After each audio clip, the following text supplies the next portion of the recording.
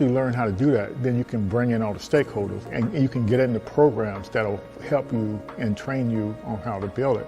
But that first step is you have to design a business model that is desirable. When I initially moved back to Pensacola, I had a meeting with Lloyd. Lloyd invited me for breakfast, and I was telling him, man, I still have an idea for the entertainment industry. This is what I wanted to do. He was like, all right, I got Startup on the Blocks. So I need you to start coming to Startup on the Blocks and get a little more information on how to work through the tech ecosystem and take your idea and we'll get you where you need to go. My company is called The Know, is an app that is streamlining business for the entertainment industry. Yeah, so if you're a musician, what you would do is pretty much jump on the platform, you'll create a profile, but the way we created the profile is pretty much a cleaner way. So now if they want more information about you, you'll connect your social media platforms, your streaming platforms, and that way they can go directly to it. What we also have included is your calendar. So pretty much you can set your days, you can set your price for your days and automate your booking. So initially talking to Lloyd, my idea was all here, it was there, it was over here, it was over there. It was like, all right, Quinn, I get it. You got a lot that you want to do, but we need you to bring it in just a little bit and then work on your pitch, your story, and how you're going to bring it full circle to get people to understand what you're trying to create. Most of the programs here wasn't inclusive, and so we said we'll focus on helping founders of color. We also start at the beginning of the thing, at the idea stage, whereas a lot of the programs you see here locally, they start after you're up, and that's not very efficient unless if you don't have a lot of money, you can't recover from your mistakes. And the lean startup system, it actually helps you make mistakes faster before you spend a lot of money. You don't actually start building anything until you got customer buy-in. There was a need for small businesses to bring brand awareness to their business. I see there's a lot of makers and bakers that they're making all of these goodies and these products, but they can't market it, they can't sell it at the same time, and there needs to be kind of like that middleman, that middle person to help bring economic growth to some of the small businesses in Pensacola. So Taste of Pensacola, I came up with that idea during the pandemic when I saw things at that time that Amazon couldn't fulfill. They didn't even have those products, but the local people in the community, they did. And so there was a ton of people coming out saying, hey, I make masks. I'm like, wow, this is amazing. All the local people here that are just as talented that can actually make those products. And so I wanted to kind of showcase who they were. So with Taste of Pensacola, our income streams, we have several of them. We have the corporate America, we do corporate gifting, just regular consumers, different Pensacola natives that don't live here that want to purchase our boxes, like a taste of weddings, distribution. So we also do bulk sales. So for a private airline, if they want some local snacks and goodies on their passenger flights, they will come to Taste of Pensacola and we will source their vendors here locally. And we'll give a small business owner an opportunity to have reoccurring monthly sales. I've always had a really big vision for Taste of Pensacola. I knew that it could go beyond just local. I know that maybe other communities could possibly use the same platform that I'm trying to build. And I always have these big visions, but I never know how to even get there. Where do I start? I know it's more than, there's a lot of technical things behind it. I know there's a lot of research, but that connection, I never had it until, thankfully, I met and was introduced to Startups on the Blocks and was able to just learn more about how to grow it in terms of data. Things I just never thought about, framework, words like traction. There's a lot of things that I just did not know about and language that I need to know in order to get funding for my business. There's just a lot that I didn't know. I would go to the stores and look online. They didn't have a wide variety of natural hair products about 8 years ago. And the ones that they did have, the ingredients, it would say that they were all natural. And when I would research the ingredients, a lot of the ingredients were not natural. I make everything, my shampoo, conditioner, I have an oil that I make, and I have 2 different separate butters. Like I had some people who were completely bald and grew their hair. It's about giving women their confidence back in their hair. I have this salon and then I have a second salon, and I have my products in about 5 beauty supply stores. So I need a manufacturer to keep up with the demand at this point. Startup on the Blocks has helped my business grow. Send me to different people. I'm able to do different pitch competitions to apply for grants in the community for small businesses.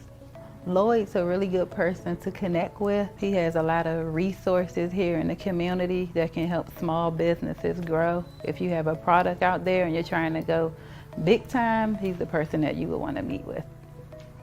So it's really important to have some type of support because 9 times out of 10, most founders start out on their own. And to have somebody that has an idea of how the ecosystem works and is able to tap into other resources and bring back to the community, and that pretty much has encountered some of the roadblocks or going through the same roadblocks that we're currently going through and understands where you're at, your culture and how you respond to things, is a big help because you don't really have too many people that have access to what we have access to here in the community. And a lot of people believe that you have to leave and go to bigger cities to do the things that we're doing here. But I mean, it's one thing to have exposure, but you have to actually know it's here in the community in order to take advantage of the resources. So I get approached and I talk to friends all the time that wants to either start an idea or hear that I'm actually doing the app and wants to know more information about how are you doing it or what's the process, what's the path. I'm like, man, we have somebody here, Startup on the Blocks, Lloyd Richard. And Lloyd is here, he's a great resource to the community and to founders that's trying to learn the ecosystem. So join Startup on the Blocks. Welcome to Startup on the Block, Startup Founder Best Practices. We got a great guest for you all tonight. He should be, here he is. Hello there, Webster, how are you? I'm all right. How are you doing? Fantastic, glad to have you on tonight, and we're looking forward to hearing your founder's story. So I'm going to take care of a little business first. Let me get my screen shared here. And we want to just give a little shout out to our sponsors to make this happen, to enable us to help you all these founders out there. And it's a lot of fun, a lot of hard work being a founder. And I guess you can attest to it. It's a lot of hard work, huh? Yeah. Good. Yeah. All righty. But so we appreciate all our supporters and sponsors and partners, and that are helping us provide the training and programs for the Black founders and all the founders out there. So our job is to kind of close this knowledge gap for founders. We want to help them learn the best practices for building a startup, and we want to connect them to the resources to get from whatever stage they're at to the next stage. And that requires a lot of partnerships, a lot of sponsorships, and so we just want to make sure our sponsors know and partners know we appreciate their support. And when I single out our training partners, leanstack.com with the business model design and launch programs, Startup Science, most of you have probably seen Greg Shepard, and he's the founder with like 12 exits with billions of dollars worth of exits. So his Startup Science programs kind of teach you all the knowledge you need to know to communicate with to get into accelerator programs, pre-accelerator programs, teach you how to talk to investors. So it's a really great platform. And we just this in the last few months here, we just partnered up with Make Startups, and they have a training platform that's targeting entrepreneurs. But it's a platform that actually measures your entrepreneurship skills. And so we're glad to have that in our arsenal of our training programs. And so that's what's available to founders. So connect with us so we can help you get some of that stuff. So, but we're still looking for more sponsors and partners. No doubt about that. All right. So I would assume Webster and with DigiPath, you all are developing a lot of IP or partnering with people that's got IP. Yeah. We're developing a lot of IP in AI and machine learning, particularly in like pathology. Okay, in pathology, yeah. So like we're partnered with the Black Innovation Leaders of Florida, and so we're kicking off this uh, IP Launchpad program. And so this year, when a year from now, we're trying to support 1,000 founders in Florida to get all the training for the intellectual property stuff. So we partnered with the USPTO, and we're going to offer a series of 4 weeks lunch and learn virtually, so you can actually find out all the information from them, so they can help you move forward. And then we're going to, following this, we're going to go into the PatentX program, where we're going to offer the learning curriculum, you know, uh, uh, about IP, trademarks, patents, and then from that we're going to, some folks are going to get awarded a a a license to kind of file for a patent um, through Patent Hacks, and their fee is only $500 for a patent, $400 for a trademark. So we have a sponsor that's supporting us, giving some of those licensing out to founders. So that's an exciting program that's coming up. So especially the founders in Florida. Um, Look for that. And of course, here at the Kakua Institute, we will actually try to get sponsors for all our founders all over the world that have access to those tools. Right. That's a nice feature to do. So what's your all approach with you all's IP, Webster? So essentially, we have an attorney that's helping us. Okay. So we're looking to license data, and there's Okay. intellectual, and from that data, there might be some intellectual property generated. But yeah, as far as us as a company, we just have legal counsel, to Okay. review certain licensing agreements, especially working data in the healthcare space, and a lot of healthcare institutions and academic medical centers and stuff. So we do have an attorney, but they're not cheap. So you Right. know, Yeah. yeah. And so with startup founders, and that's, so we also eventually want to get some in-kind IP lawyer services. We're not there yet, but that's a goal of ours, just to leverage funding to provide support for founders and all this kind of stuff, because we want to help more founders grow, especially Black founders, and whatever we can do to connect them to the resources to kind of keep moving and building their product. So take a couple of minutes, if you will, and kind of introduce yourself, and we'll go from there. Sure. So I'm Webster Lincoln, co-founder, president, and CEO of DigiPath. My background's in biotechnology. So I have over like a decade of experience working at some of the top companies in biotech, whether it's Merck or Genentech, the Stanford Research Institute, doing a lot of preclinical, in vivo pharmacology, drug development, research. I first started out doing like sleep neurobiology, so looking at sleep meds. Okay. And that's where I first started publishing on like a lot of the research I was doing. Okay. And then I went to Merck while I was doing like immuno-oncology. So looking at like a lot of their the next generation of cancer drugs. So using your own immune system to attack cancer cells.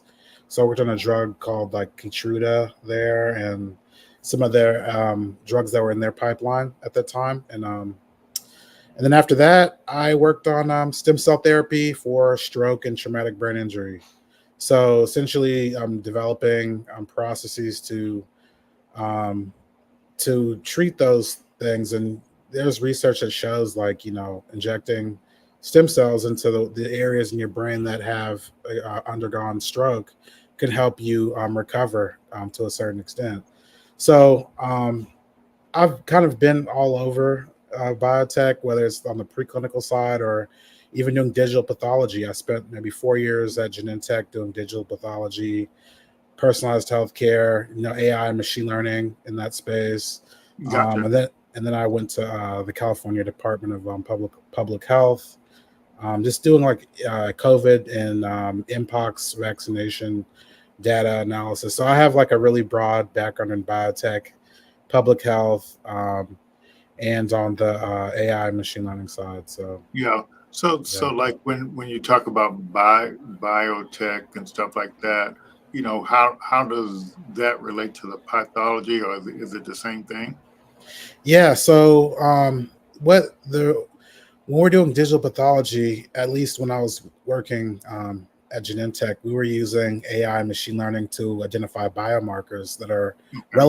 relevant for identifying patients that might benefit from a particular therapy.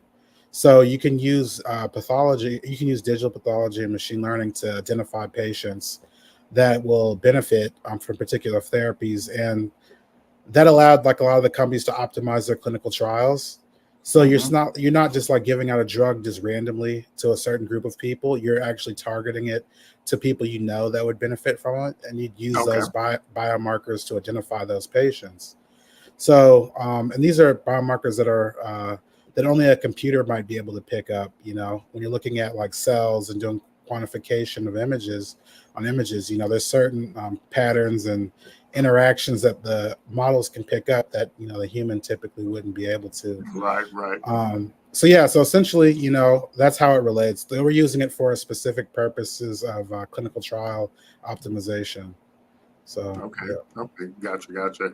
All right. So like, so kind of let's back up a little bit. So what was your, you know, driving force to get into the medical field like this? And, what did you end up studying in college?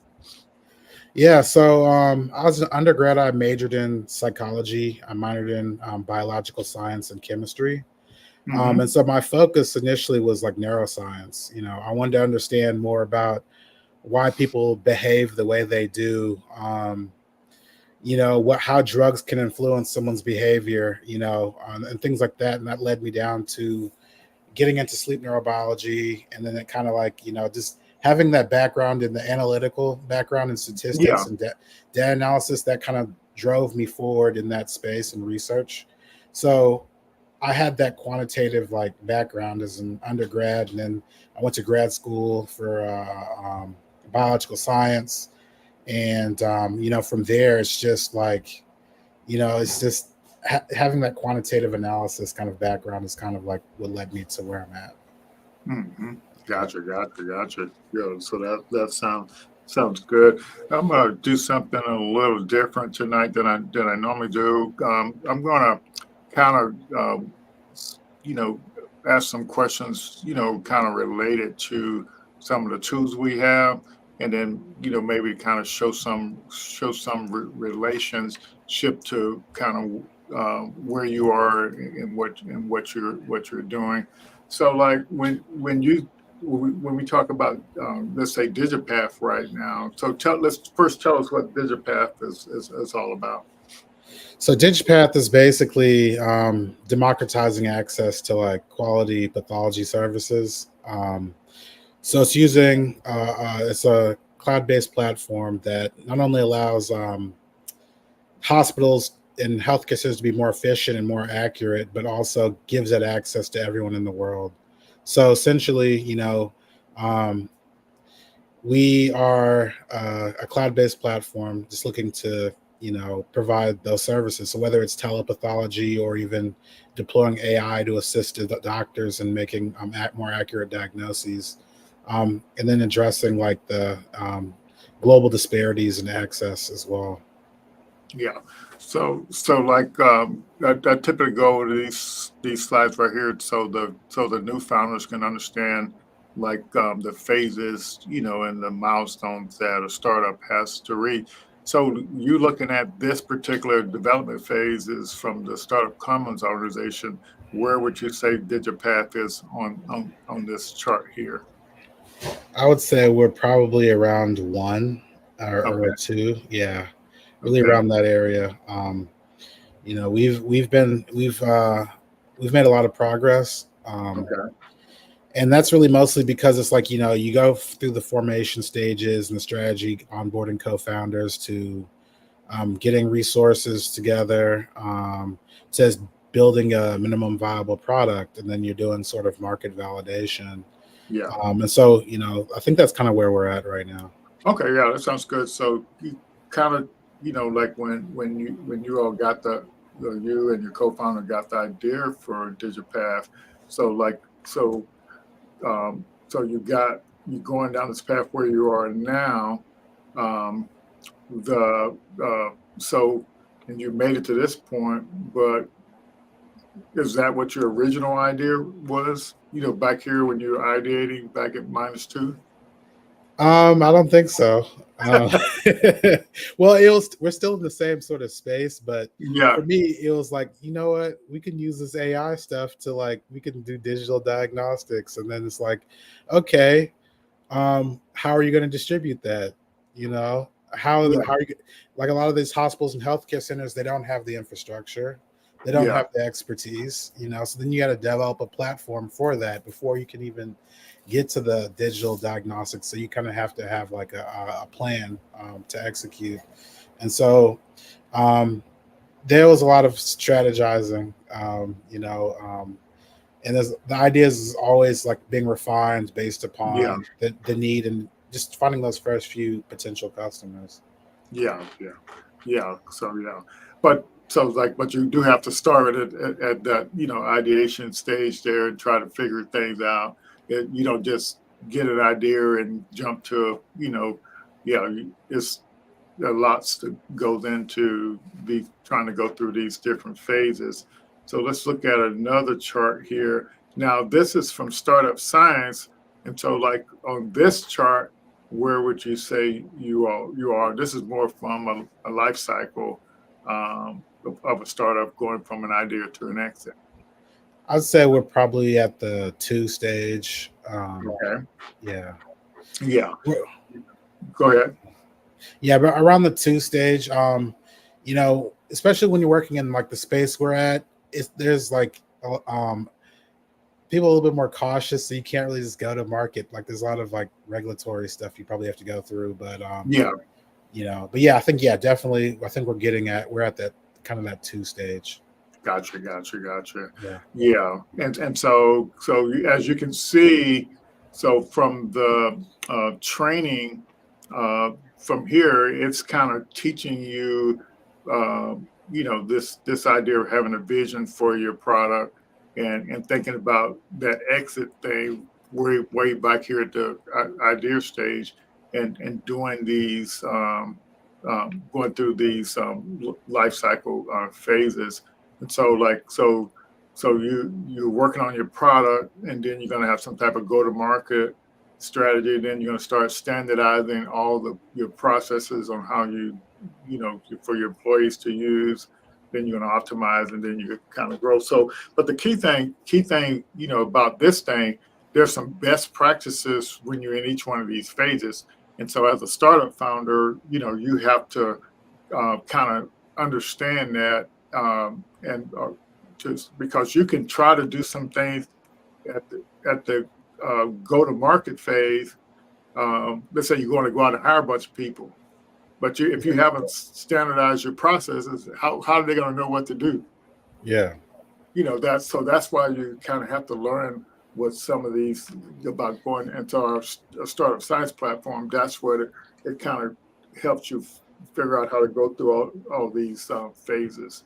Yeah. And I was going to say is that even when you're developing your product, you're still thinking about your go-to-market strategy. Yeah, for sure, for sure. And then so now you're in this lean stack arena where it's more of a milestone, type approach to a startup founder and the phases that the startup is actually going through, and so this one is this slide has a bunch of stuff on it. And I'm just curious why. I don't know if this thing must have some links in it. I'm trying to figure out why these things are popping up, but I guess I better pay attention to what I'm doing. But the what I'm getting at here is so right now you're in a business model design class, which is earlier than where you're at now with your product. But what are some of the kind of things you're learning at this foundation and doing this business model design, and also what's different about the business model design training you're doing now in your what you did for your business model before? Yeah, I think that you know, at the end of the day, you're trying to build a business. I mean, you can have a good idea, you might think it's cool, but you still have to go out and sell it and see, what the market is willing to pay, and kind of like understanding the business side of things, how you plan to make money, especially when you're pitching to investors, because that's one of the things, or probably one of the most important things they want to know is like, okay, yeah, you have this cool idea, but how are you going to generate revenue from it? What's your business model? What's your plan? And so I think going through the course, you're refining your business model, and you're refining your pitch to make sure that, when you're pitching, um, you can effectively like communicate, what the investors kind of want to know. And it also gives them a good sense that, you're in it for business, and to build a solid business, from that, and that you've done your research, and you've spoken to customers, or at least you're doing some sort of customer outreach to get feedback, about your idea. And these are things you can do before you even start a business.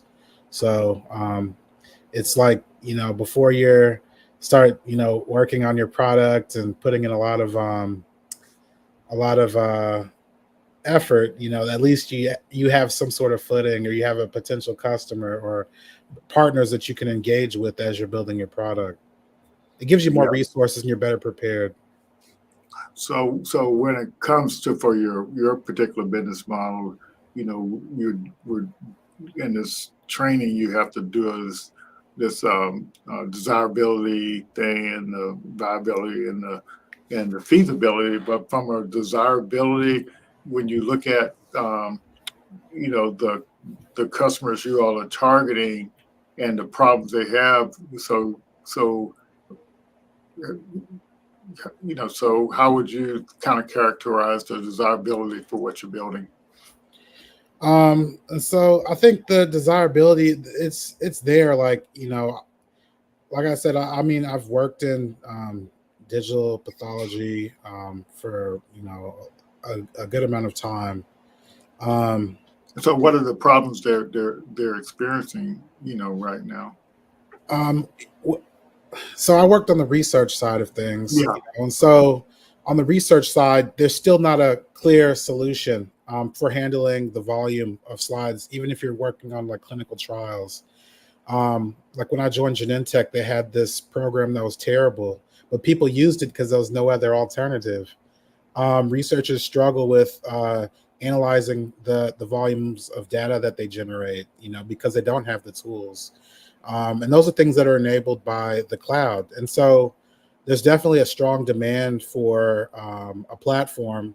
Um, and when you speak with people at the hospital, they still do things manually. They still like ship slides via carrier. So it's like when you're looking and speaking with customers, they like the idea. Um, Mhm. for them though, it's just seeing, they want to see a product, and they want to see like, some potential results. So doing like pilot studies and stuff like that. But Yeah. um, when it comes to desirability, there's definitely like there's a lot of desire for a platform that will make their lives easier. So Yeah. Gotcha. yeah. Yeah. Yeah. So the and the next thing, so like when you're looking at the viability of your business model, and let me get here. I think this is kind of what we're thinking about. So you developed this business model, and so it's saying you should have some type of goal for what you want to make from that business model in the first 3 years. And it's got these kind of levels, and I know it's a little hard to see, but so are you kind of like at the 10 million level for in 3 years, or 100 million? level or somewhere in between? Yeah, so I think for us, when we're going through the program, um, in terms of like the viability, there's different variants. Mm-hmm. So from those variants, I think like we had kind of three different focuses. I think one was like on the hospitals, one was Okay. on the research side of things, the other one was like the underserved areas. Mm-hmm. And so for our initial kind of goals within the first like few years, it was like, okay, establish some pilot studies, get and potentially pursue get some sort of FDA clearance or something like that, for our platform, like a 510K, which is like a pre-market approval. Try and establish your first pilot within the first year, to demonstrate efficacy, and then you're going to scale to say like 2 or 3 hospitals Mm-hmm. within a few years after that. So I think that's kind of like the now. The now was like finalize those partnerships, obtain necessary approvals, and then like develop and refine some of our AI models. So we have kind of like three different goals, I think, for like our success metrics, at least initially. Okay. Gotcha. Yeah. Yeah, yeah. And so your customers, these hospitals and clinics, are they going to be paying like $10,000 a year, 100,000 a year, or what? Like 1K a year? So I think with our business model, it's kind of around, we have like a subscription based business Yeah. model. So that's like a per user per month kind of fee. And then there's like a based on volume. So it's like the number of slides processed or whatnot. So, But I so what think are you thinking? What are you thinking they're going to end up spending 10 grand a year, 20 grand a year? What are you thinking?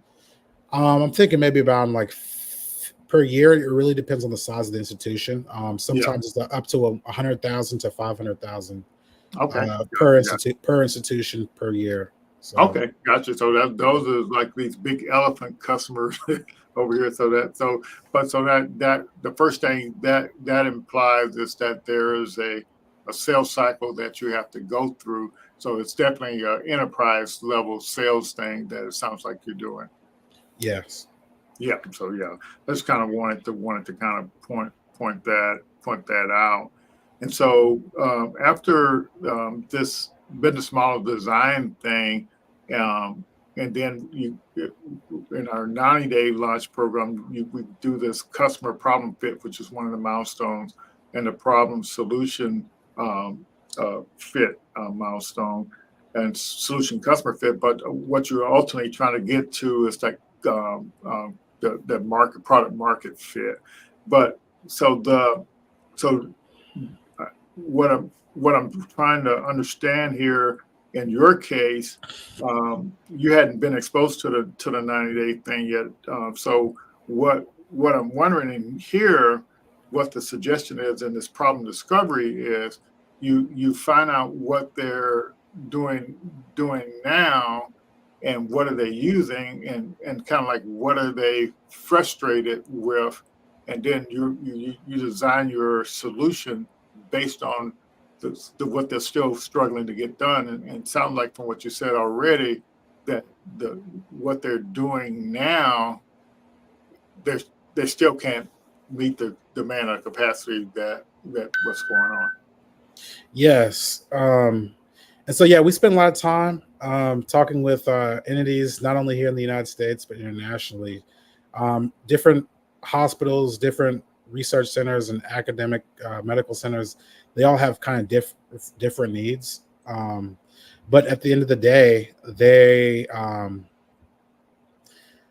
there's definitely a high demand. And so essentially before we started building or working on anything, we went out and did those interviews, and we Mm-hmm. spoke with those customers so that we make sure that the product we're building satisfies their need and their demand, or their wants and needs. Yes, gotcha, Yeah. Okay, looks like Ron has a question here. Mm. So what are the FDA requirements? So it really depends. There's product codes for digital pathology in the FDA. There's product codes for the platform itself, so the image and case management.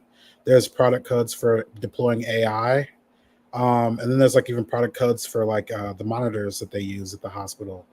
And so the regulatory process, at least for the image and case management, there's opportunities to do a pre-market approval, and there's even some physicians can use it like off-label, but it can be used for like primary diagnostics.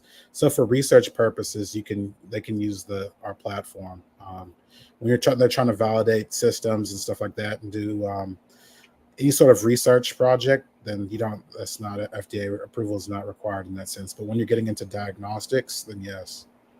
Okay, gotcha. Yeah. Got one more question. As far as our moat, it would really be about the data. We have some unique opportunities kind of in the kidney pathology space that kind of are unique compared to other kind of platforms and companies in the space. So our moat is really around the data. That's how when we were talking earlier about licensing and intellectual property, usually that's your kind of moat in this space. So the data that you use, the data you're able to acquire, that's kind of like our moat. Yeah. I'm not sure what Roland is talking about here with the, he's saying something about training, but is he talking about AI training, or what do you think he's talking about? Yeah, so it's training models. When you're deploying AI in the clinic, the data is what determines what you're feeding those models. It really determines the performance. If you have a lot of data that's good and clean, then you get good results. And if you don't have that, you don't. Just at a high level. So Gotcha. yeah. Okay, yeah. So yeah, that's what he was asking there. And he thought he was also saying training is the moat, the ability. I'm assuming the training, the AI, the model, or whatever. I'm not sure. Okay, so Philip has a comment. It looks like. So I think the FDA, they have their own requirements. It really depends and their own processes. So I can't really comment on what the FDA exactly is requesting, but you definitely have to do some sort of clinical trial and prove efficacy. Gotcha. All righty. So I wanted to mention, so like you're going to have the opportunity to participate in our 90-day program, and the applications are already out there open. So the deal is you have to be completed the test in this business model design to achieve this model founder fit. All it means is you've stress tested your business model and you got your business model pitch. That's basically what it means. And so once you have that down, you can. But anyway, you can still apply for this 90-day program where we go through these milestones here. But because like in actuality, if you understand all the business model design, you can actually, probably in a week or two, do your stress test a business model. But it's just a matter of understanding some of the concepts if they're new to you. But anyway, so the point here is right now we're gonna have our demo day for our 30-day program on the 8th of next month. Then that following Monday, we're going to go right into our 90-day. It's a little less demanding from a workshop standpoint, but from a customer engagement thing. So like here in this understanding the problem. So let's say you went out and did some interviews. If you have any recordings of those interviews, you can actually upload them to the platform, and it'll do some quick analysis of those interviews to kind of help you make sure you've actually designed the right solution, for the problem here. And then the idea is you would create a mafia offer pitch. And so the idea of the mafia offer is you know some more about the customer problem than they do, and you know what the current tools out there they're using, and you know what they're frustrated with. So you shouldn't have a problem coming up with a mafia offer for them that they can't refuse, because you understand what the deal is. And so that's the strategy in the 90-day, is to kind of get to this thing where you at least taking orders for your product, and then you can launch your MVP within 2 to 3 months is kind of what the idea is. But it's a really good training program, and then leveraging the AI tool to kind of help you understand your customer. It's based on a job to be done as opposed to a persona or whatever for a customer. And so that's what's good about that particular training. Yeah. So let's see what we have here. There was some.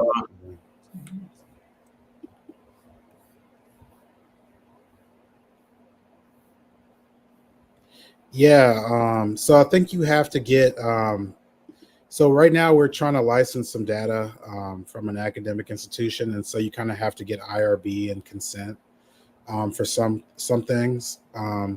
So there are some challenges in that space. So you kind of have to get like consent from the people and probably the individuals who you're licensing that data from. So we're kind of going through that IRB kind of process. It's called Institutional Review Board if you're working with human subjects data. So there's a process that you usually have to go through to like license and start using that data for other purposes, to make sure that not only are you, because like we're subject to like HIPAA, which is like the regulations around like healthcare data. And so you have to make sure that, the models you're training don't like identify or compromise the privacy of the patients. And so there's a lot of IRB and process you have to go through before you're like using that data for machine learning and training like that. So basically obfuscating the data and like anonymizing it and making sure that's not identifiable and stuff like that. Other certain things that you just have to do. Yeah, and that's kind of standard practices, for people in the research area.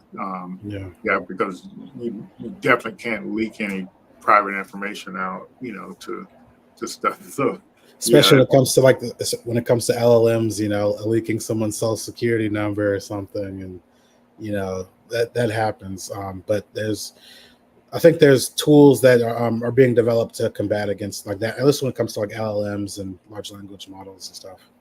Yeah, one of our partners, Coda, they created this thing called Coda Brain, and they teamed up with one of the big storage and data companies, and so supposedly they've solved this problem of when you get all this corporate data, and only certain people in the company are supposed to see certain data. So supposedly they've solved that problem with the large language model. So when you prompt the large language model for the corporate data, it understands who you are and what data you should have access to. Yeah, so it shouldn't be able to give you an answer to something that you don't have access to. Yeah, what's Lloyd's social security number? Yeah.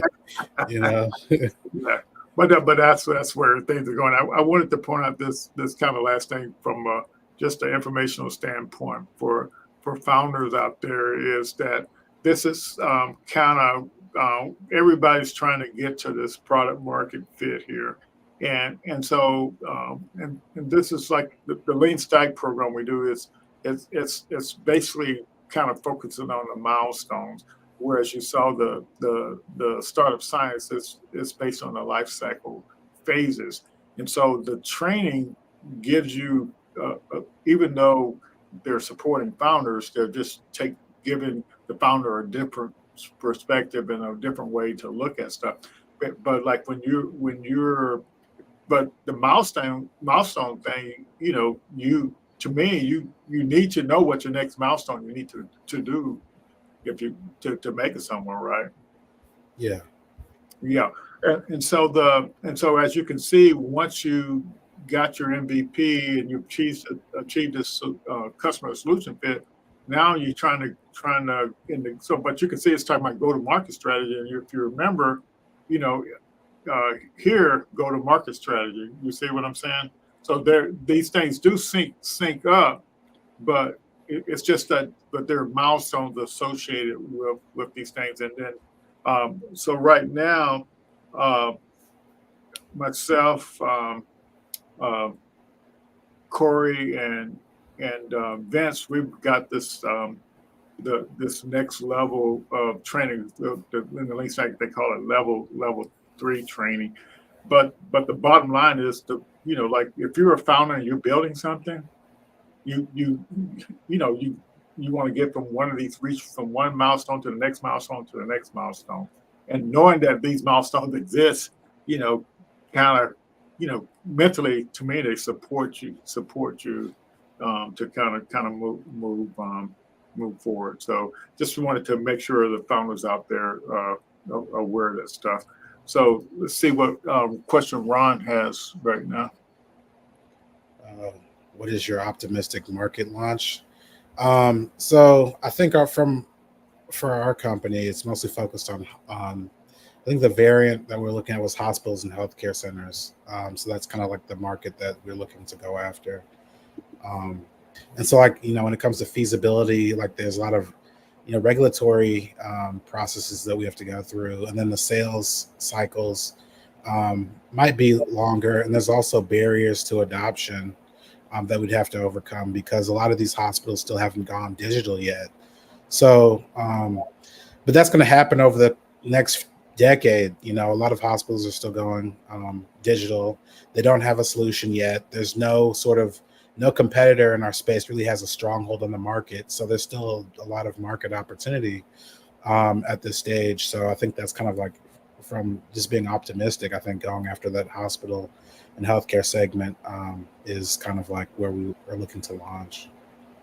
Yeah, so Ron, I think, is trying to get to the bottom line, and so the kind of think the approach in the business model design class is when you do your after those customer variants on your lean canvas, that your business model, when you do the variance and you get through the viability test that based on your pricing model, then so the challenge is now you want to determine the feasibility of each customer variant. And so, and the feasibility is based on your rollout plan for and so what are you going to do, the next 3 months, then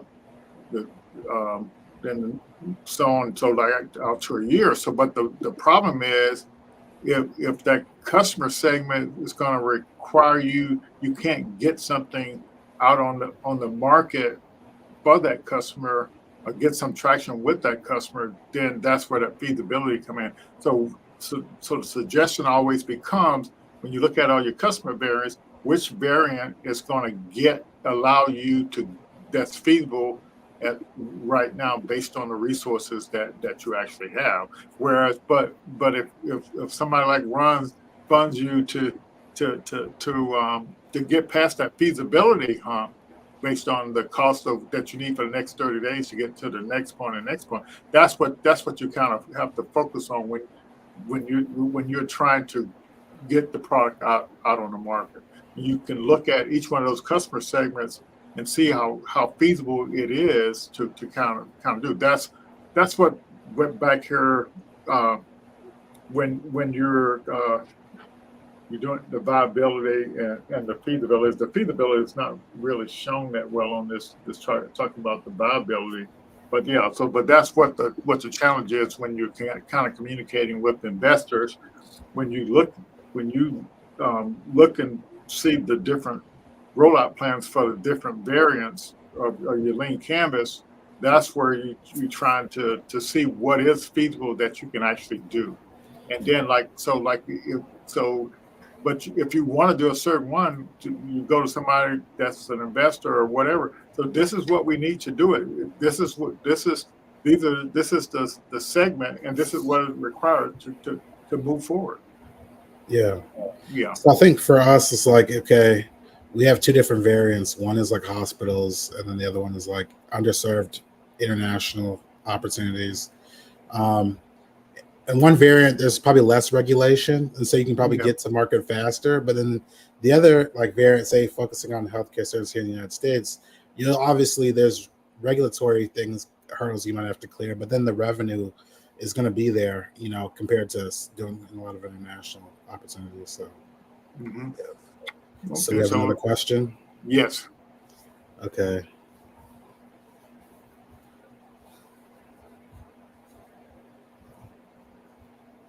Yeah. So it says,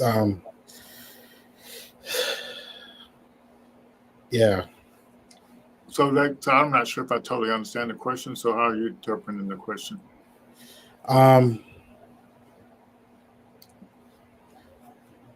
So healthcare adoption. I don't know So what's the big question. So, yeah. How do you get like the? okay, I think this is a comment. Okay, a comment. That's not Yeah, a question. yeah. Okay, gotcha. Okay, so, Yeah. but yeah, the bottom line is I think when when you go from like from this milestone point of view, I think you can better communicate with your investors so like if when you get to the point where you can articulate based on your different segments what kind of rollout plan you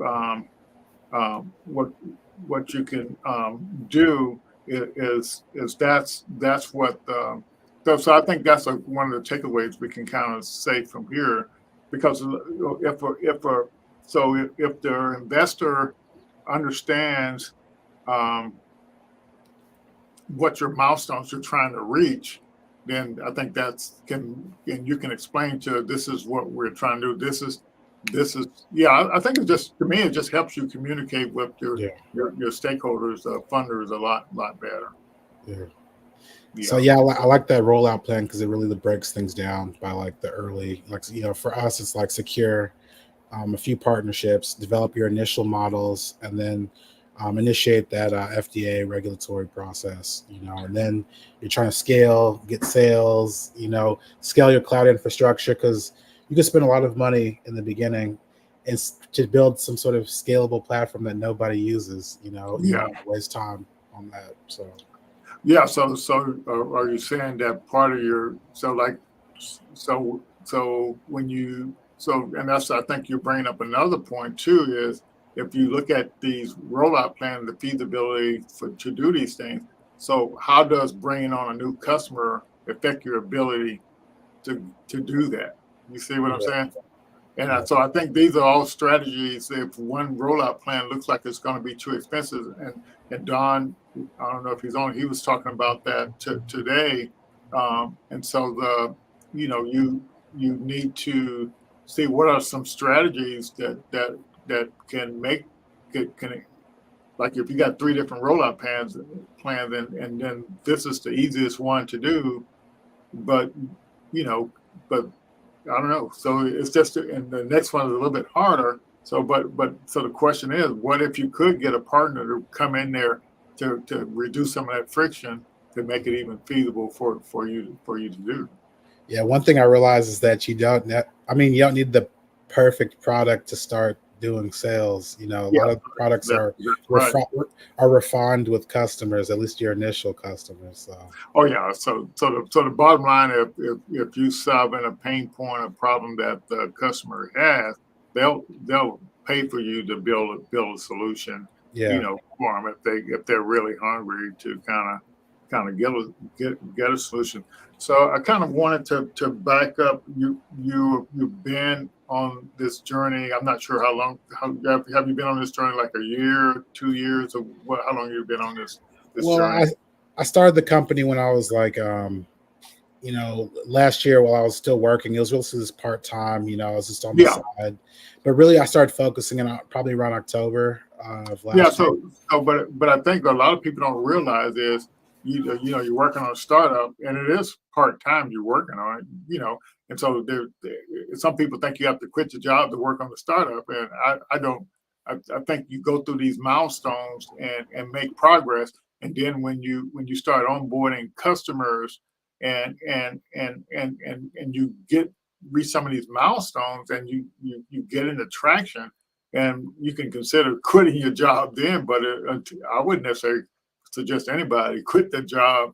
And I think there's a lot of confusion on this startup thing. But the reason why I asked the question is I'm trying to get back to so what type of programs and that you all been taking, startup programs you all been taking advantage of, what type of programs you all been participating in, what type of in-kind services have you all been able to get for your startup, all those kind of things. So kind of tell us your experience with different programs and stuff like that. Yeah, so we started applying for these startup programs in like earlier this year. Okay. And so they've been very helpful. So we were accepted into Berkeley, University of California, Berkeley. They have a Skydeck program, which basically is an incubator where they provide you with advisors and all basically the resources. You got interns, everything that you really need to kind of get your MVP done, because it's really meant for a lot of early stage companies or people with ideas and even with a little bit of traction.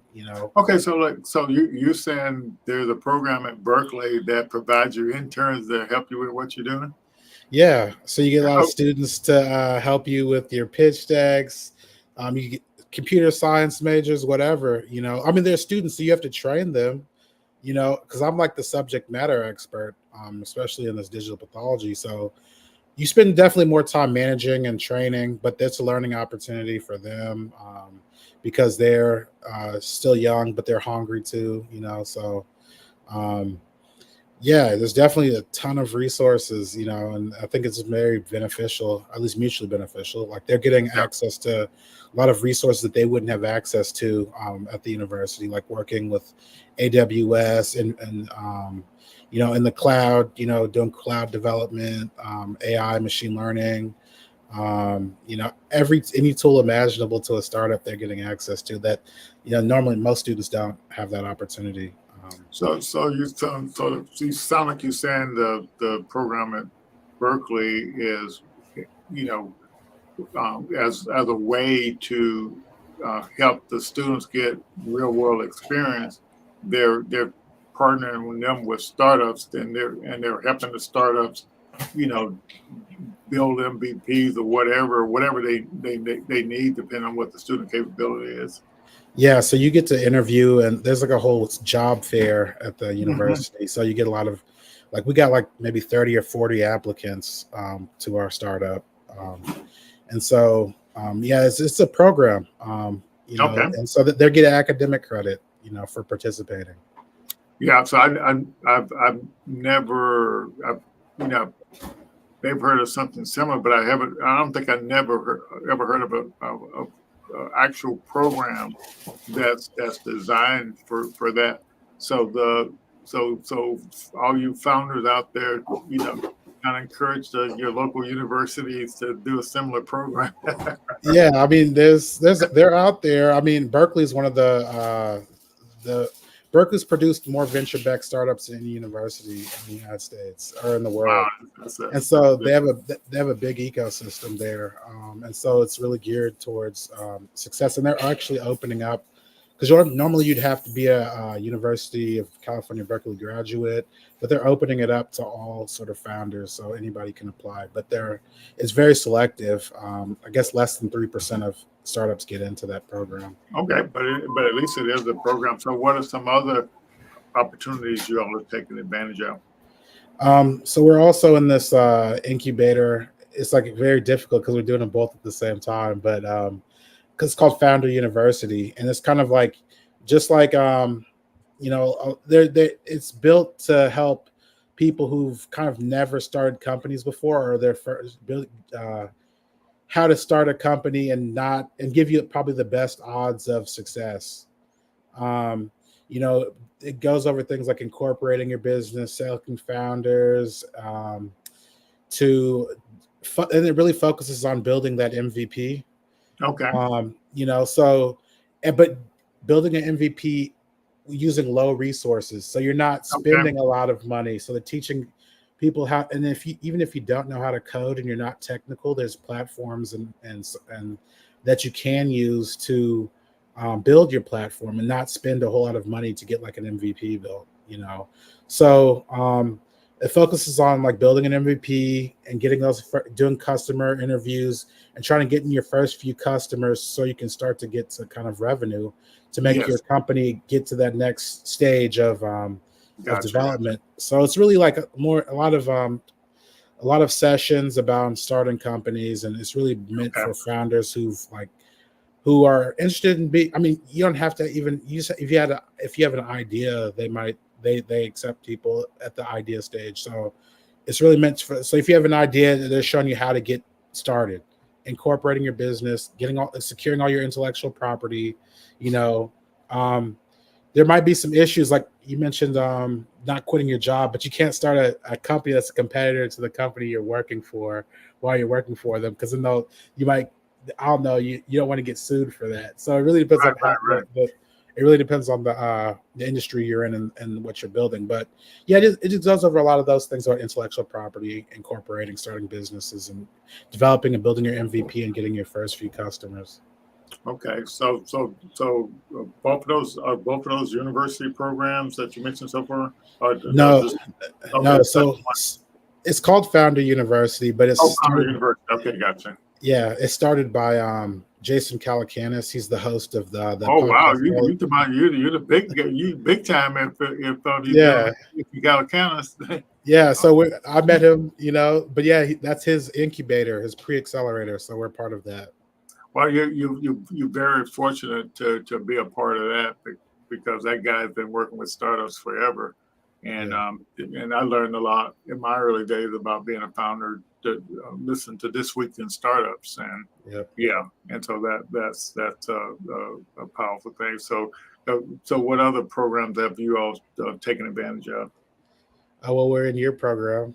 So. That's good. But which are the ones that, so like the first one you mentioned with Berkeley, that sort of saves you from paying for some development services or graphic services, and this pre-one that you're in with the Founder University, that's like it's just providing you some more knowledge, which is valuable, and so so in our program, we have demo days, right? But right now our funders are only funding Florida founders, but we're still trying to find funders that fund other founders all over the world. But so like so which ones have you been in any program that gave you cash money? No. So these are all like the programs you're involved with, they don't take any equity. So usually when they give you cash, they expect some sort of equity in return for that.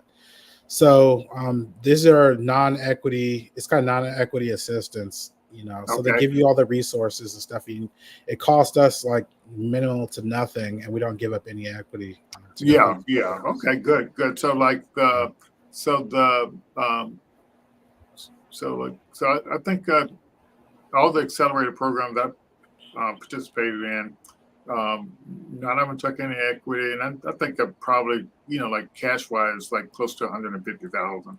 So there are programs out there that give you money that don't take equity, but the one good place for I think you ought to look to the Plug and Play organization and see if they can match you up with because they do corporate accelerators. Mm-hmm. So let's say if one of the companies that may want to buy you out in the future, but all these big companies are, so most time corporate accelerators, they don't do it. But I think that's a good strategy for you all.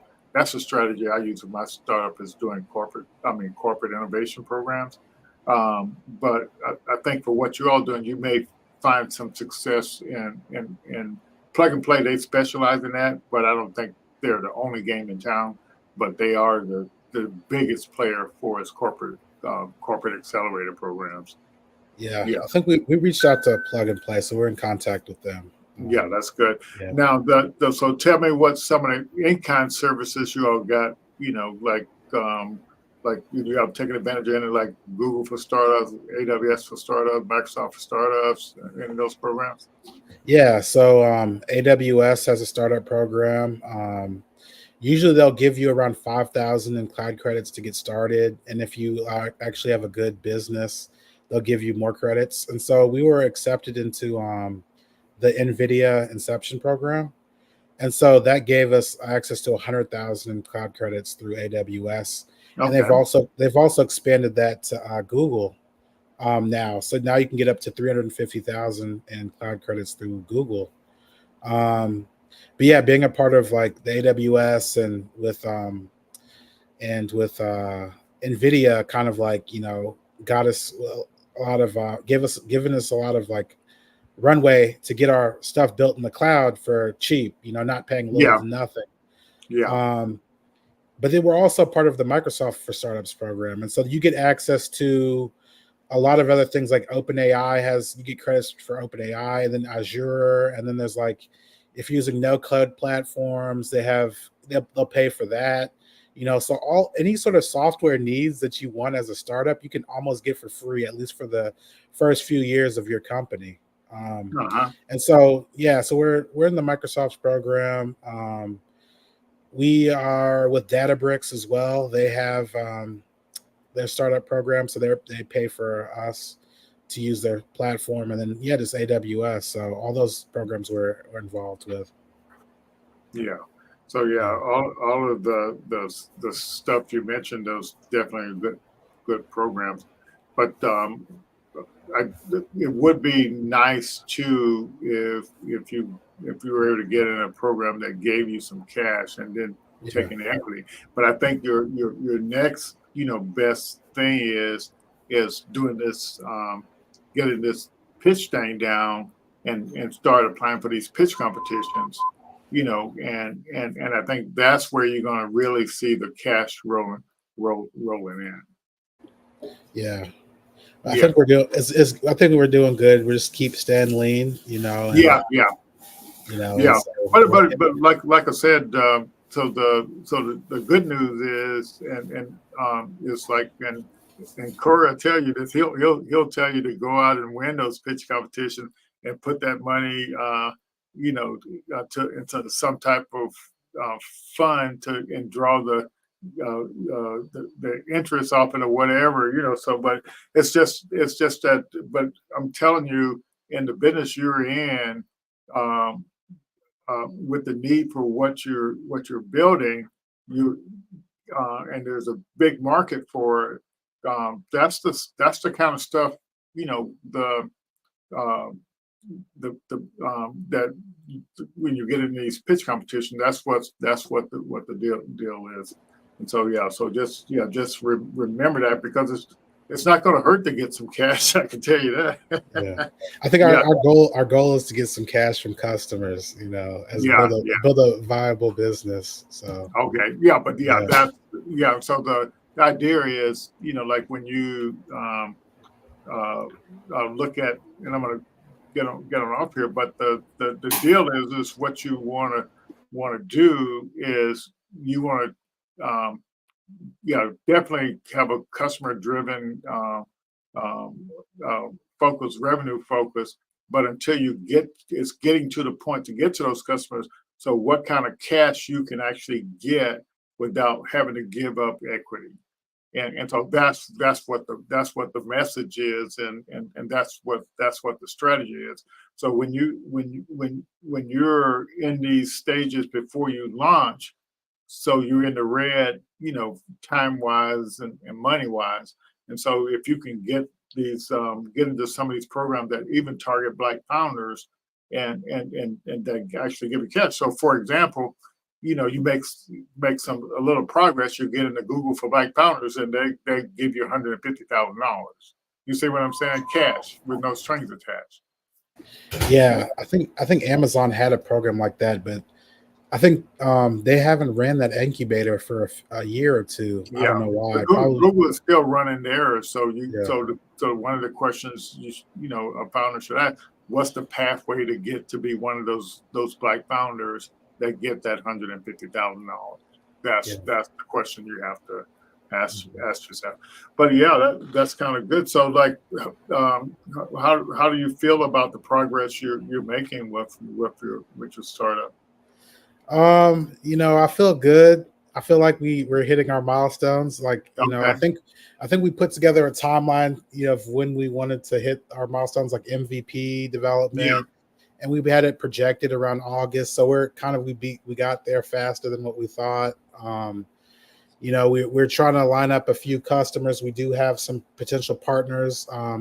Even if like you look at, like, I was going through the feasibility and the rollout plan, it's like, securing partners and opportunities on the AI side, securing a pilot project, doing pilot studies, at least at one or two hospitals, and I think we just need to close the deals, and so that's kind of like where we're at. And I feel like that, we're still making progress. So I'm happy with where we're at. And we just gotta continue pushing forward. It's a grind, Yeah. So, audience, if there are any last minute questions, you better do it now. And so, what kind of advice would you kind of give a founder in the AI space, leveraging AI, and whatever they're building? But I guess in the what's hard about this healthcare side? It sounds like regulations. I don't know. Well, it's really just getting the data. You can develop models and not have any data to feed the models. If you're in the healthcare space, it's just finding a partner at some sort of institution. Academic is probably better because they're already built to, like, a lot of these academic institutions have tech transfer offices. Yeah. And so they're looking to monetize a lot of their research and the data that they do have. And so they are someone, they're an entity that you should reach out to, the tech transfer office, especially if you need data on almost anything, whether it's healthcare or whatever you're doing. But they also have models that you can use. So if you look up a research paper, you can license those. So I'd say engage with the academic institutions. They have a lot of data and resources, and we're engaged with a lot of different academic institutions, whether it be Berkeley or WashU or whatever. Okay. Sounds good. All righty. So we appreciate your coming on tonight, Webster, and we wish you the best of luck with your startup. And I think with this business model design course you're going through, I think that the key benefit for you all is being able to do your pitch in a way the investor wants to hear it and communicate it more clearly and concisely. And I think you'll get some benefit. And from what I've seen, if you can do that,